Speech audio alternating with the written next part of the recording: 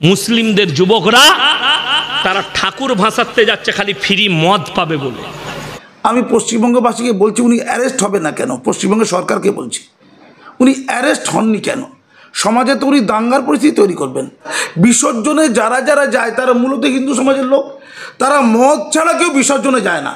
ইয়াসিন আলীকে গোটা পশ্চিমবঙ্গের হিন্দু সমাজ, সনাতনী সমাজ এই প্রশ্ন করুক, আপনাকে এই তথ্য কে দিল? কেউ কেউ মদ খেতেই পারে, কিন্তু বিসর্জনে গেলেই মদ খাবে, ফ্রিতে মদ পাবে, এই তথ্য ইয়াসিন আলী কোত্থেকে পেল? ওই কারি নয়, ফ্রড ইয়াসিন আলী বলছে।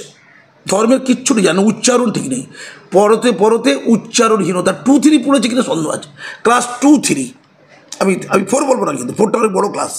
এই ধরনের অপশক্তির যদি ধ্বংস না হয়, হিন্দু মুসলিম সম্পর্ক নষ্ট হবে, এবং বিশেষ করে বাংলায় সংখ্যালঘু যারা, ভারতেও তাই, নিগৃহীত হবে, অত্যাচারিত হবে। উনি বলেছেন দুর্গা কালীর কাছে মাথা নত করা করে মুসলমানের কাজ নয়, এটা হারাম। আপনি যতগুলো পীর পীরজাদা শরীফ আছে, বড় বড় পীরের দরগা আছে, ওখানে মুসলমানরা মাথা নত করছে কেন?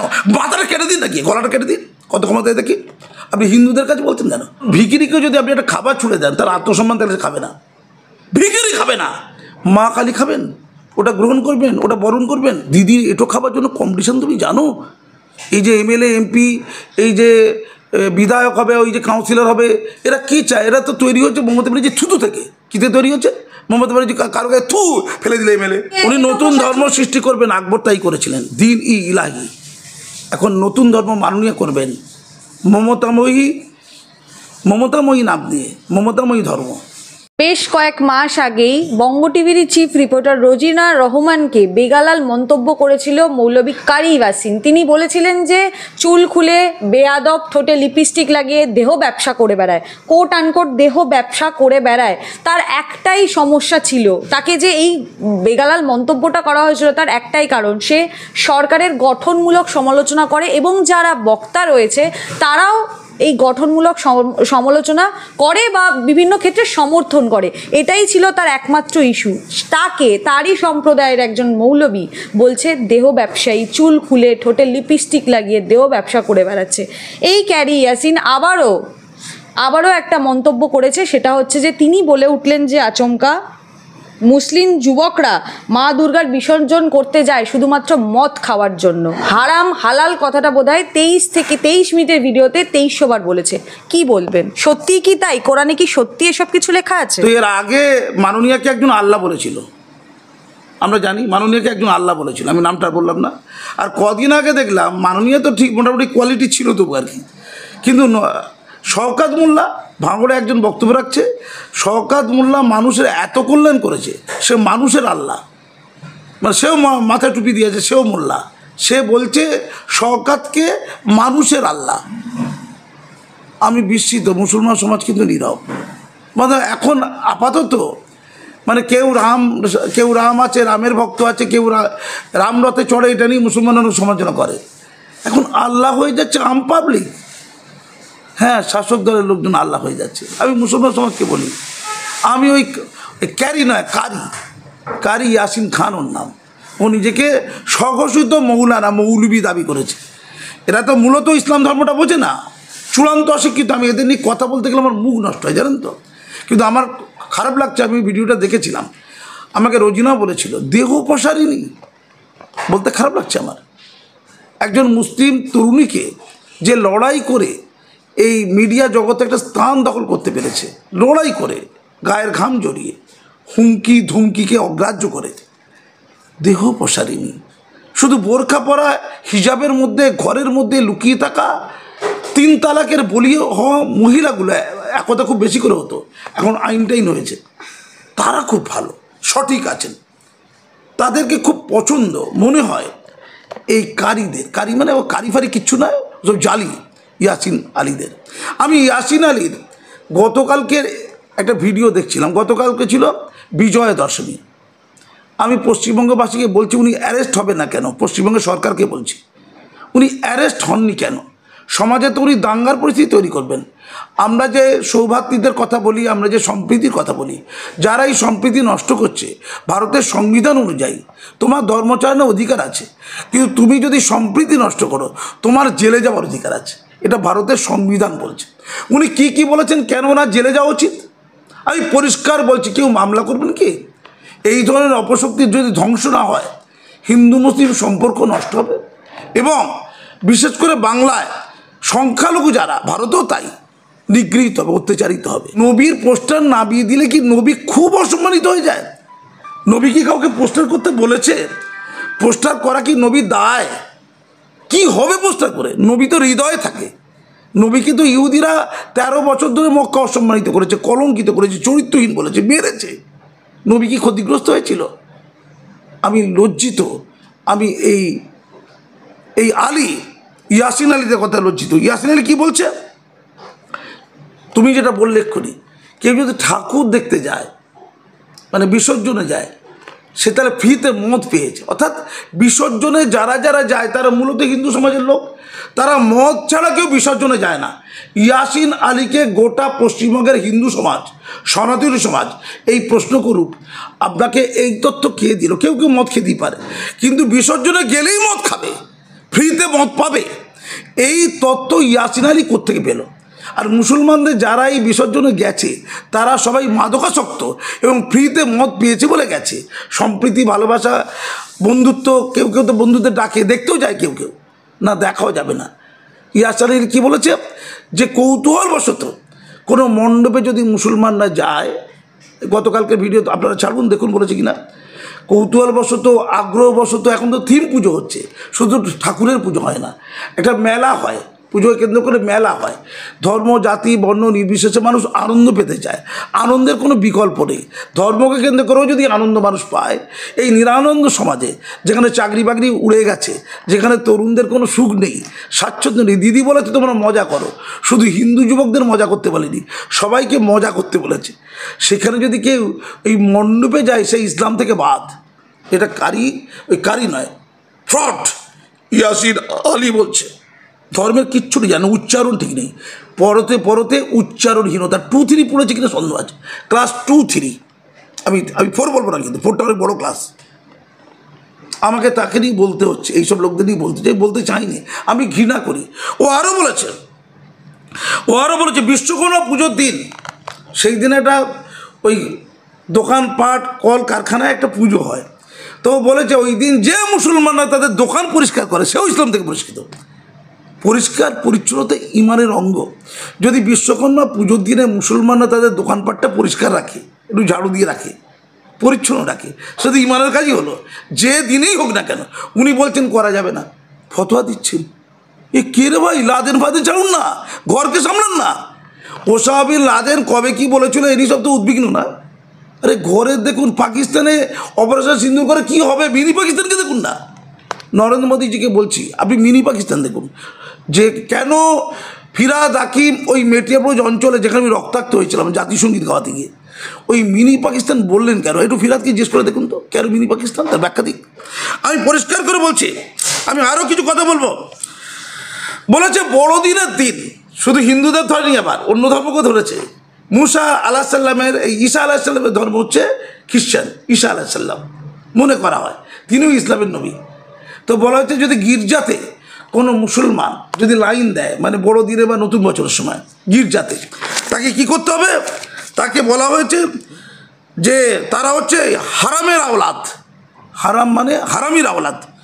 হারাম বা হারামি মানে অবৈধ সন্তানের বাচ্চা, অর্থাৎ তাদের বাবা মা অবৈধ সন্তান পয়দা করেছে, তার সন্তান। আওলাদ মানে সন্তান। আচ্ছা, যে মুসলমানরা, আমি পরিষ্কার করে পশ্চিমবঙ্গের মুসলমানদের বলি, যারা বড়দিনে বেরোন, গির্জার কাছে যান, বা নতুন বছর যারা উদযাপন করতে গির্জার কাছে যান বা গিয়েছেন, তারা, আপনারা প্রত্যেকের বাম্মা অবৈধ। আপনারা যে জন্মগ্রহণ করেছেন, আপনার বাম্মা সঠিক না। হারামি বলতে ওটা বোঝা, হারামের আওলাদ মানে অবৈধ সন্তান। আমি গোটা রাজ্যের মুসলমান সমাজের কাছে এই বার্তা দিলাম, কাজী মাসুম আক্তার এই বার্তা দিলাম। ওনার বিরুদ্ধে মুসলমান সমাজ কী পদক্ষেপ নিচ্ছে আমি জানতে চাইছি। উনি বলেছেন দুর্গা কালীর কাছে মাথা নত করা করে মুসলমানের কাজ নয়, এটা হারাম।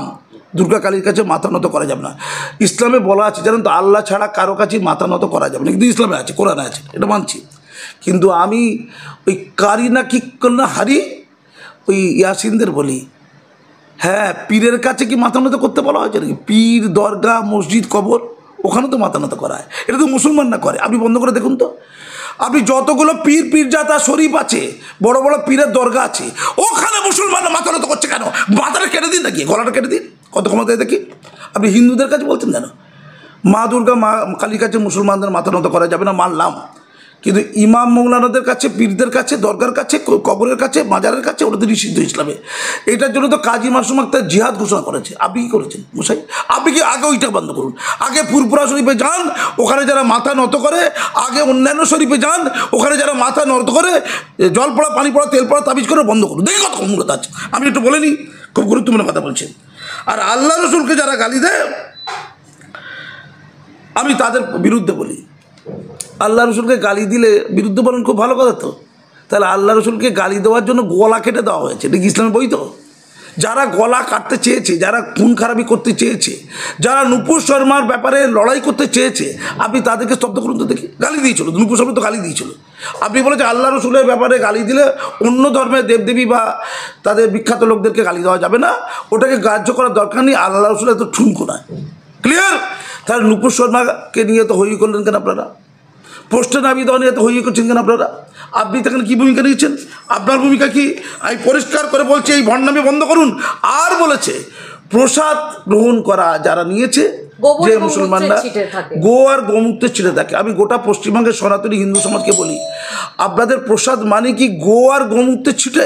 গোবর এবং গোবর। আপনার কি এটা কি ওই ইয়াসিন আলী কি প্রমাণ করতে পারবে? ফলমূল খাওয়া বা এই জাতীয় মিষ্টান্ন কিছু খাওয়াটা প্রসাদের মধ্যে পড়ে, আমি জানি। সেখানে কি গোবর আর গোমূত্র থাকে? এত অসম্মান কিসের? এত অবহেলা উপেক্ষা কিসের? এত ভেদাভেদ তৈরি করার চেষ্টা কেন?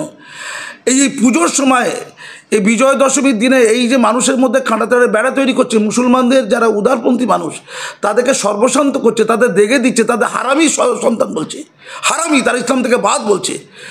কোরআনে লেখা আছে, আমি জানি, বলা আছে যে যদি অন্য কোনো নামে বা অন্য কারোর জন্য বড় পাপ কোনটা? শিরক বলা হয়েছে মুসলিমদের জন্য, যে যদি অন্য কোনো লক্ষ্যে অন্য কারোর জন্য কোনো কিছু সমর্পণ করা হয়, সেটা ইসলামে গ্রহণীয় নয়।